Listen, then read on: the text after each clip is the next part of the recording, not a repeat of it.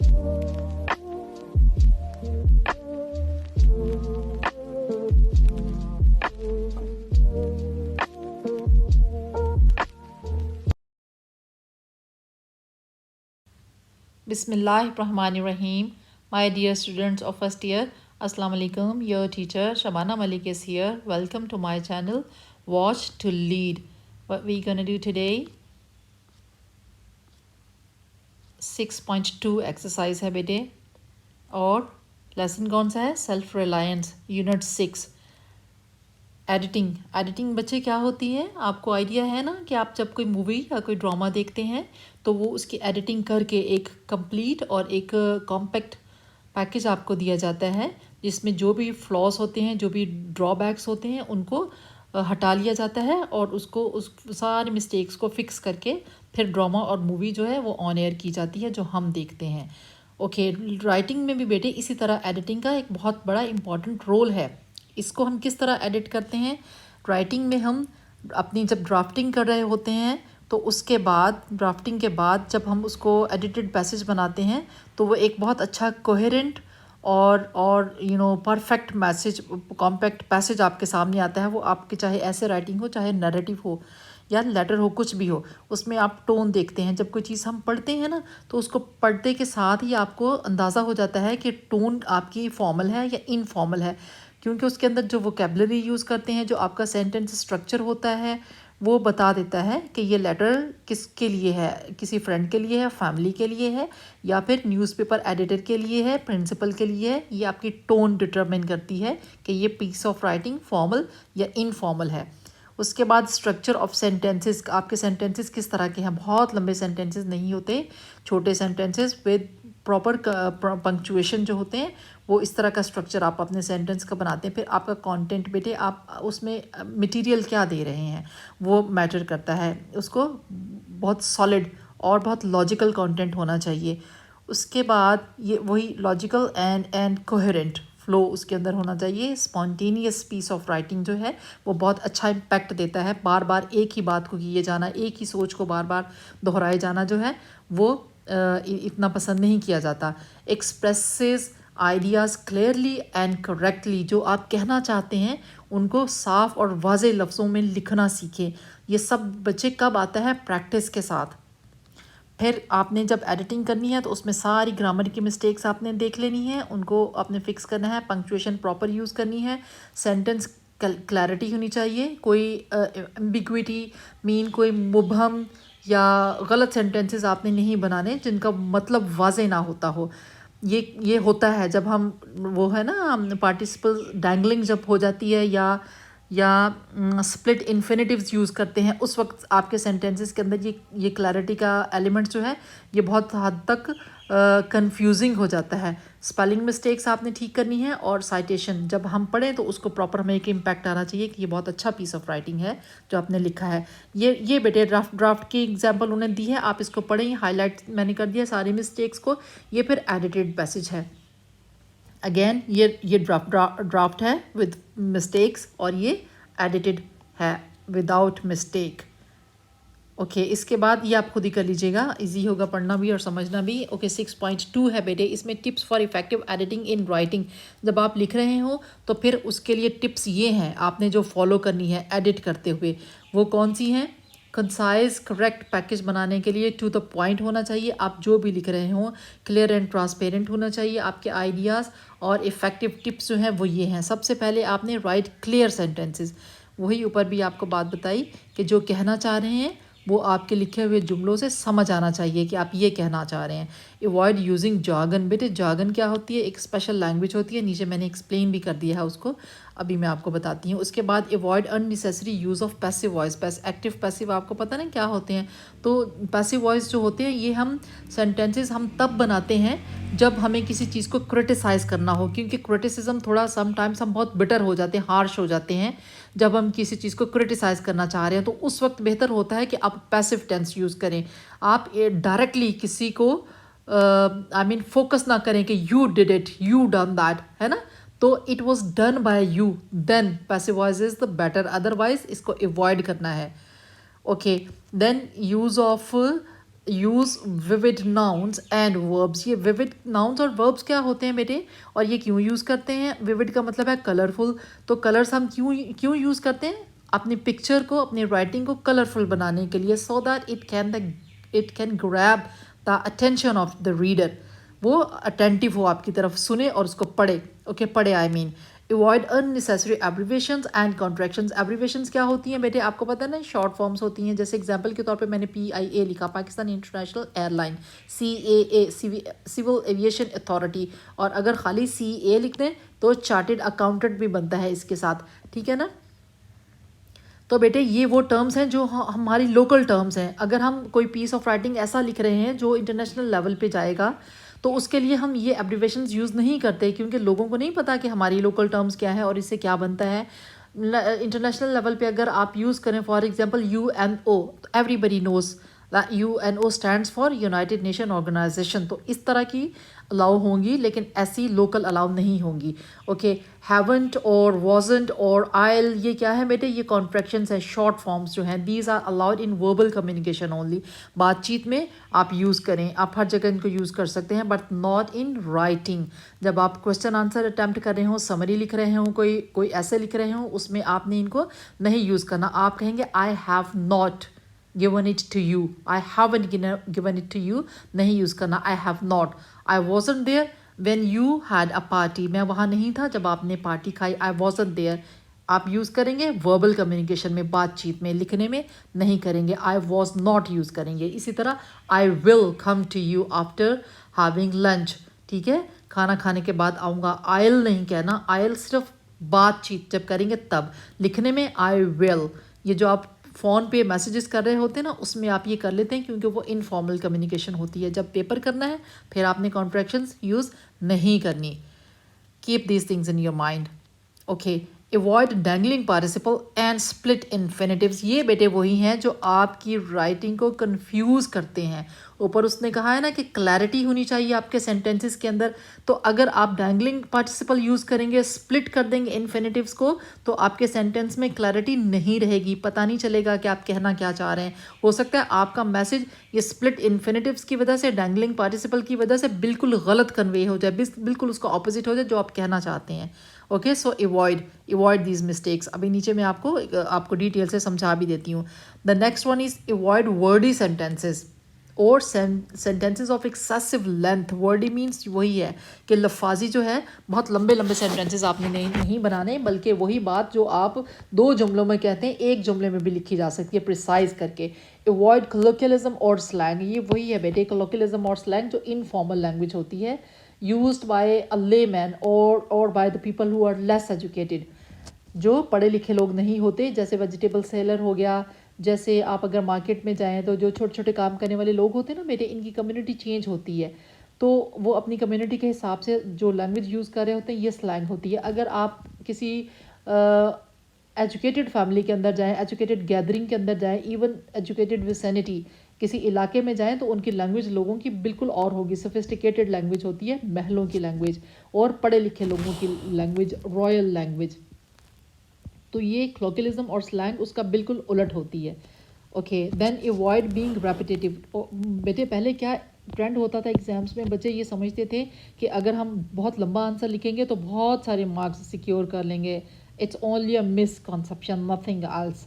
आपको कुछ इससे फ़ायदा नहीं होता। अभी तो पेपर के ऊपर ही लिखा जाता है कि your sentences shouldn't exceed 6, your answer shouldn't exceed 6 sentences. 6 sentences से ज़्यादा आपने लंबा आंसर नहीं देना। तो उसका मतलब क्या है कहने का, कि you should be precise and to the point. जो मांगा है एग्जैक्टली वही आपने बताना है। Avoid excessive use of semicolons and commas. बच्चे क्या करते हैं, एक सेंटेंस शुरू किया एंड करके या कॉमर्स हर जगह लगा के, तो एंड पे जाके फुल स्टॉप करके उसको ख़त्म किया। ऐसा नहीं करना बेटे, बहुत लंबे लंबे सेंटेंसेस नहीं लगाने, कॉमर्स और सेमीकोलन्स एक्सेसिवली यूज़ नहीं करने, बल्कि छोटे स्मॉल सिंपल सेंटेंसेस आपने बनाने हैं। Okay, check for all. Last चीज़ जो है आपकी ग्रामेटिकल मिस्टेक्स चेक करेंगे आप, पंक्चुएशन मार्क्स की मिस्टेक्स चेक करेंगे, और स्पेलिंग चेक करेंगे। जहाँ मिस्टेक है उसको आप ठीक कर देंगे। अब ये उन्होंने एक्सरसाइज के तौर पे आपको एक पैसेज दिया है, उसमें कुछ मिस्टेक्स हैं, ये मैंने इनको यहाँ पे ये जो इनकरेक्ट है वो इस कॉलम में दी हुई है और जो करेक्शन कर दी है वो यहाँ दे दी है। आओ अभी हम इसको जल्दी से quickly let's go through the passage. It is true that a natural disaster is a natural process. यहाँ पे भी ख़त्म कर सकते हैं, तो फिर यहाँ पे कैपिटल लेटर के साथ और सेंटेंस शुरू कर लेंगे, लेकिन अगर आप इसको साथ मिलाना चाहते हैं तो फिर पैसेज प्रोसेस एंड ये कॉमा यहाँ पे कुछ भी नहीं आएगा, and we can not stop it by making certain preparations, we can reduce the magnitude of loss to life or property. First of all, we should reduce global warming, which is the root cause for all problems, and we should also have insurance policies so that we have sufficient money to rebuild our lives after any such disaster. Okay उसके बाद बेटे एक और passage है, इसको भी हम पढ़ लेते हैं, फिर मैं आपको वो सारी टर्म्स जो ऊपर मैंने बताई हैं पढ़ी हैं उनको एक्सप्लेन कर दूँगी आपके लिए। एक्सरसाइज 3। ओके ये यहाँ पे इस कॉलम में इनकरेक्ट वर्ड्स और इसमें फिर करेक्शन दे दी है। एक्सप्लोरिंग स्पेस मीन्स, ये सिंगुलर है आपका सब्जेक्ट तो इसलिए यहाँ एस ऐड करेंगे, to study space for the sake of knowledge, not to, ये गलत है, for the sake of knowledge in the largest, not in the larger interest of mankind. Exploiting space means using space for commercial use. Their THEIR wala, their aims are quite different, not different, quite different. The former one is to enhance knowledge, not but enhance knowledge and to satisfy curiosity, while the latter is to making money. It is true, not truth, it is true that his parents are more humble than him.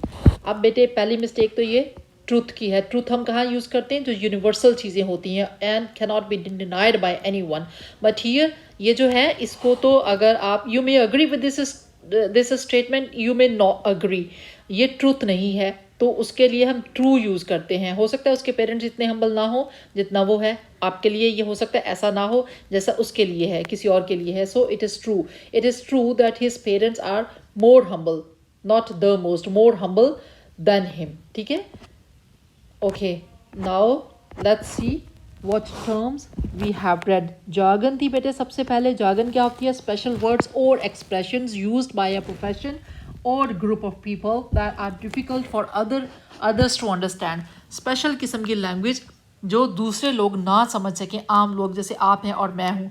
जैसे legal jargon होता है ना बेटे, जो legal documents होते हैं अगर आपने कभी पढ़े हों तो really not easy to understand for common people like you and me, नहीं समझ में आता, वो स्पेशल टर्म्स होती हैं। इसी तरह मेडिकल की लैंग्वेज आपने, if you have seen the autopsy of someone, जिसको व्हाट यू कॉल इट,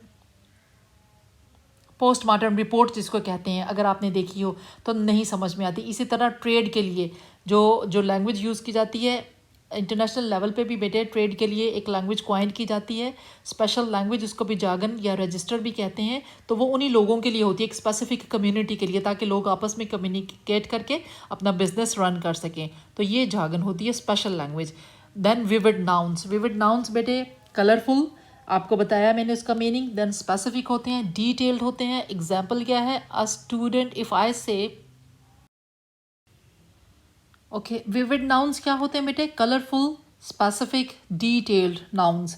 ठीक है, फॉर एग्जाम्पल इफ़ आई से a student, it means any student, पता नहीं चलता ना कौन सा, तो ये एक जनरल स्टेटमेंट है। पर इफ़ आई से विगरस वाइब्रेंट स्टूडेंट, तो इसका क्या मतलब है कि मैं कोई स्पेसिफिक स्टूडेंट के बारे में बता रही हूँ जो बहुत वाइब्रेंट है, बहुत विगरस है। आपके अल्फाज ही बता रहे हैं कि वो वाइब्रेंट मीन्स होता है जो बहुत हाइपर एक्टिव हो, हर वक्त हिलता जुलता कुछ ना कुछ कर रहा होता है वो बच्चा, तो वाइब्रेंट ये विविड नाउन है। फिर इसी तरह इफ़ आई से a dog, it means it can be any dog.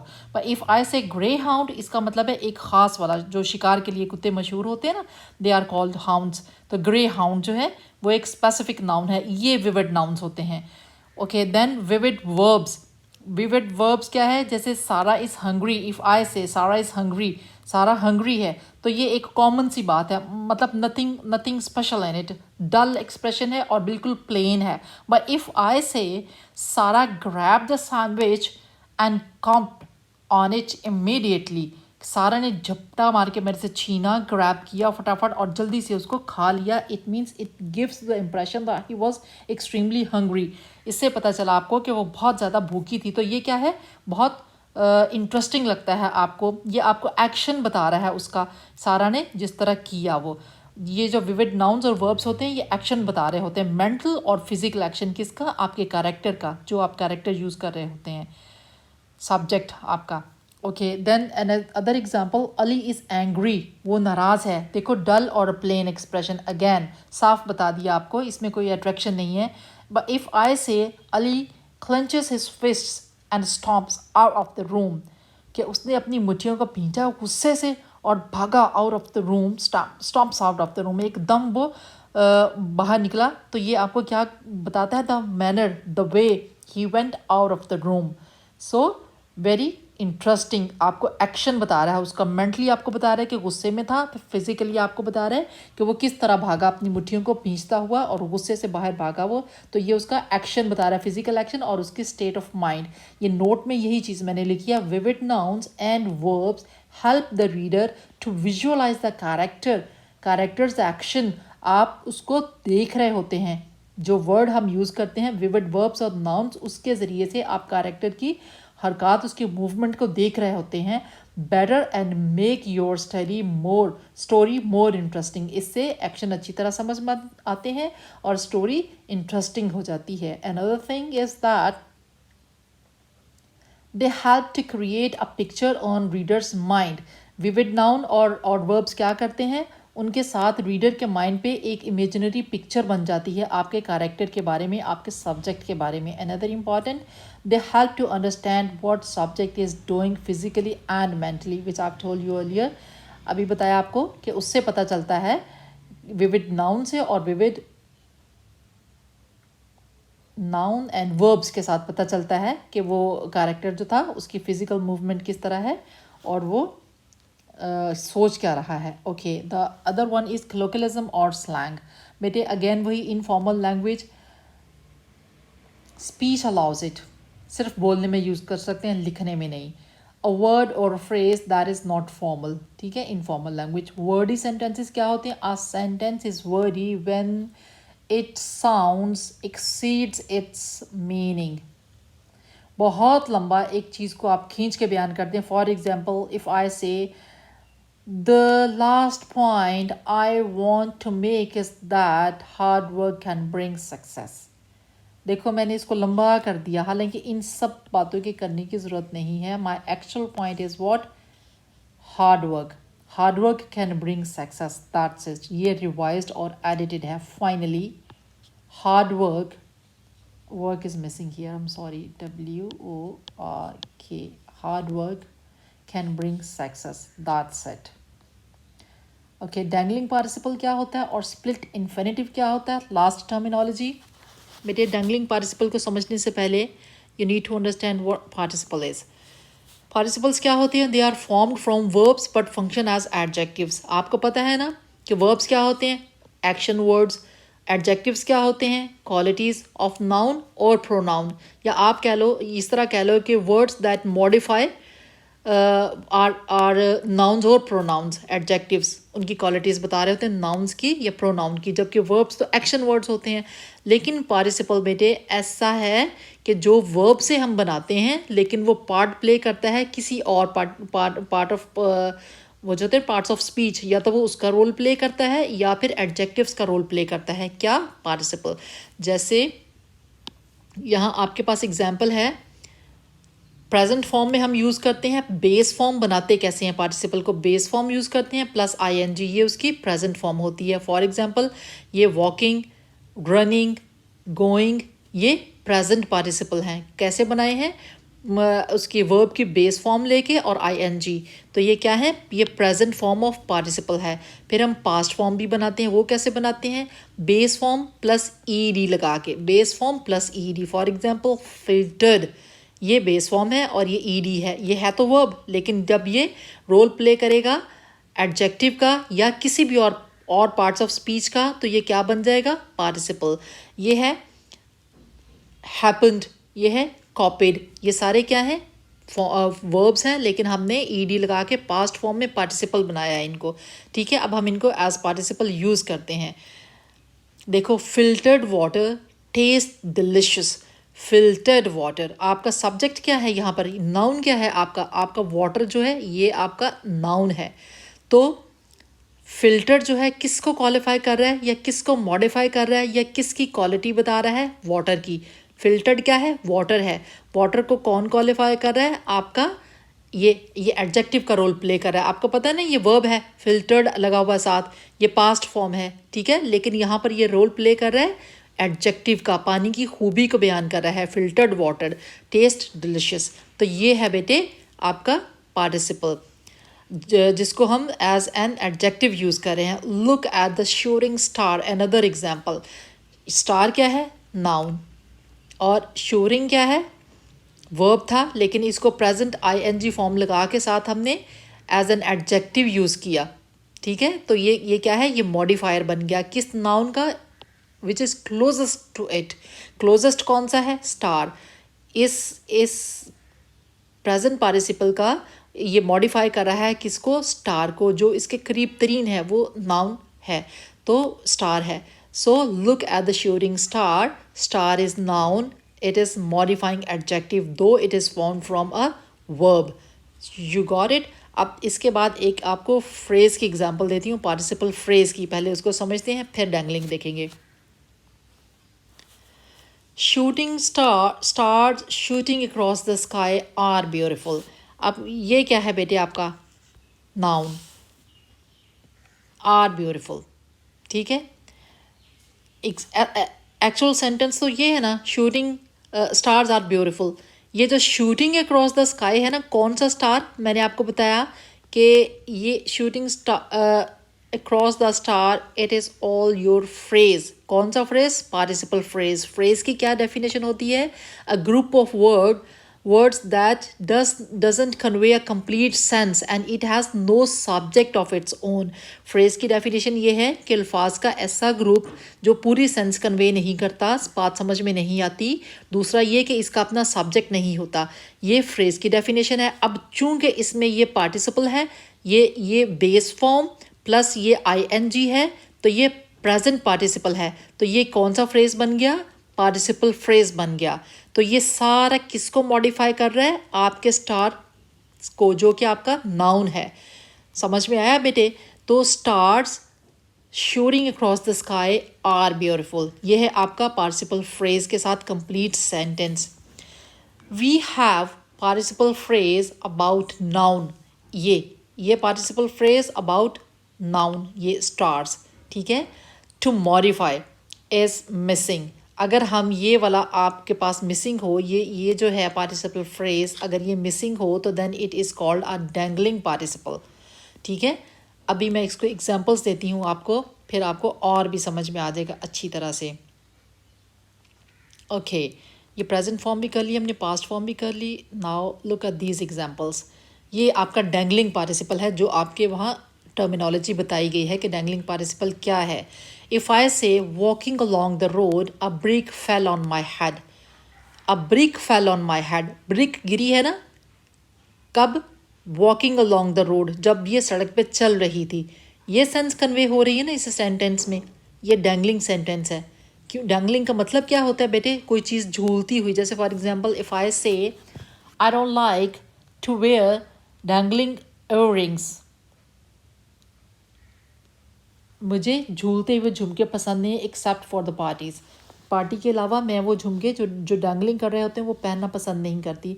तो डैंगलिंग ये चीज़ है जिसमें झोल है, जो इनकम्प्लीट सेंस है दे रही है आपको, तो आपने उसको फिक्स करना है। वो किस तरह फिक्स करेंगे आप, उसके लिए आपके पास 3 तरीके हैं, वो मैं आपको बाद में बताती हूँ। ये डैंगलिंग पार्टिसिपल फ्रेज हो गया। ठीक है, उसके बाद sitting on the park bench, I am sorry, sitting on the park bench the sun disappeared behind the clouds.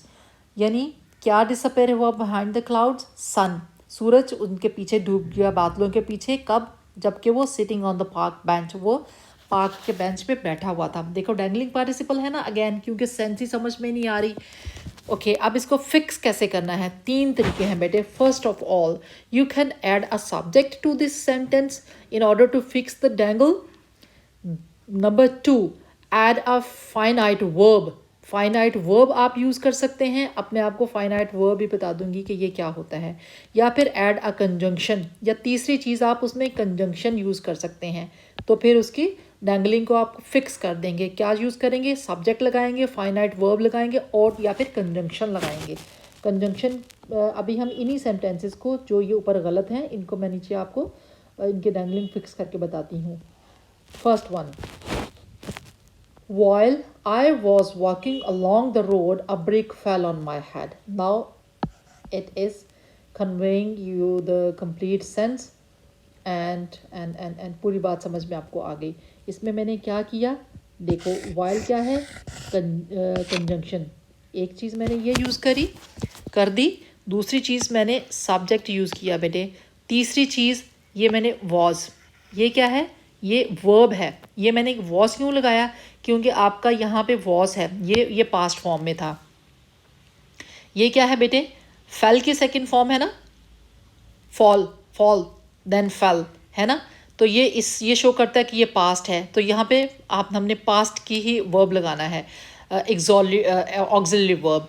While I was walking along the road a brick fell on my head। जब मैं जा रहा था road पे, किनारे road के, तो मेरे सर के ऊपर गिर गई। अब ये जो डैंगलिंग थी इसके अंदर वो आपने फिक्स कर दी by adding all these 3 things. आपने सब्जेक्ट ऐड कर दिया आए, फिर आपने फाइनाइट वर्ब ये ऑक्सिलरी वर्ब लगा दिया यहाँ पर, फिर आपने कंजंक्शन लगा दी। ये गॉट इट। तो ये अगर आप करते हैं तो आपका जो सेंटेंसेस है उनमें क्लैरिटी नहीं आती, समझ में नहीं आता, पता नहीं चलता। Okay then next sentence, sitting on the park bench the sun disappeared behind the clouds। Okay इसको आपने किस तरह फिक्स करना है, यहाँ पर आओ बेटे। अगेन ये तीनों चीज़ें देखो, ऐड करें, कोई सब्जेक्ट, कोई वर्ब ऐड करें, कोई कंजंक्शन ऐड करें। चलो अभी हम ऐड कर लेते हैं, ये मैंने आपके लिए पहले से नहीं की, अभी करती हूँ। Sitting on the park bench, when I was sitting on the park bench, जब मैं बेंच पे बैठा हुआ था तो मैंने क्या देखा, the sun disappear behind the clouds. बादल उनके जो सूरज जो था बादलों के पीछे छुप गया। ओके सो बेटे dangling participle we have learned. Now let's have a look on split infinitives. आपको इससे पहले इन्फिनेटिव्स का पता होना चाहिए बेटे। इन्फिनेटिव्स क्या होते हैं, infinitives are preposition to and a verb in simple form is an infinitive. For example, the preposition to and base form do, to do, to and be, to be, to and go, to go is infinitive. All these are infinitives 3. Okay, ये जो really है ये आपने नहीं डालना, इसके बगैर when you read this way, to do, to be, to go, these are infinitives. But when you read really as well, जैसे इसके बीच में मैंने डाला है to really do, now you have split the infinitive। अब ये उसको आपने डिवाइड कर दिया, स्प्लिट कर दिया, दोनों अलग हो गए really की वजह से। to really be, to really go, ये है स्प्लिटिंग ऑफ इन्फिनेटिव्स। तो इस तरह जब आप करते हैं तो आपके सेंटेंस की क्लैरिटी ख़त्म हो जाती है। एडिटिंग में आपने ये काम नहीं करना, इसको आपने अगर कहीं किया है तो इसको एडिट कर देना है। Okay for example, be sure to always wear a helmet when you ride a bike.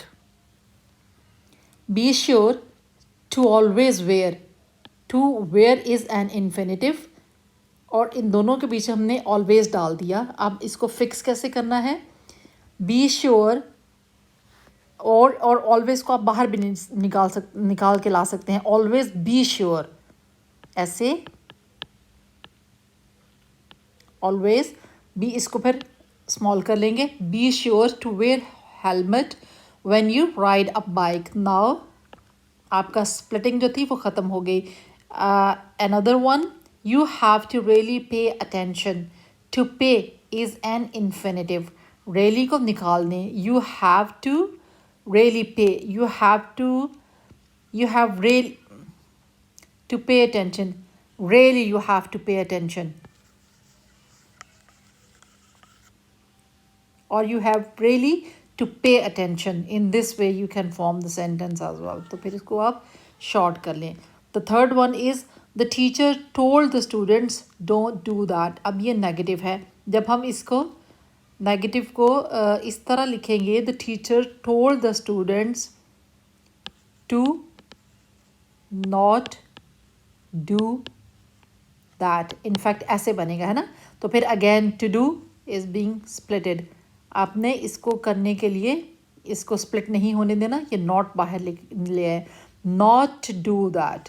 Not to do that. Clear? Let's have another example. The flight attendant told the passengers to not worry.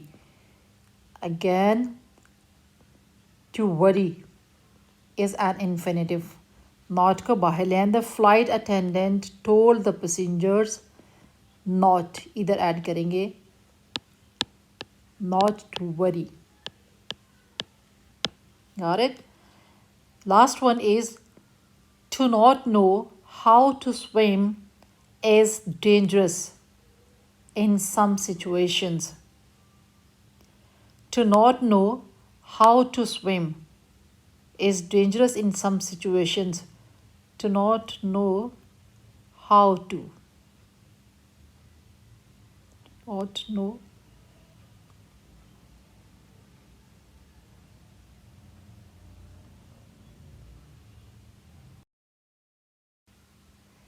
To not know how to swim is dangerous in some situations. Again, to know. Infinitive. कैसे split हुआ? Not का लफ्ज़ लग गया. तो अब आपने क्या करना है? ये स्प्लिटिंग ऑफ इन्फिनेटिव को फिक्स करना है, ठीक करना है. Not to no.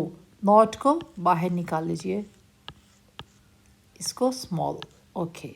Not to know how to swim is dangerous in some situations. Okay, बेटे, so that was the end of the exercise 6.2. Each and everything which is mentioned in this exercise I have explained. I tried my best to convey you the all I know. ठीक है. Inshallah ta'ala, even if there is some confusion, you can ask me in comment section. I would reply, or rather I'd love to reply. Okay, so keep watching. Allah Hafiz.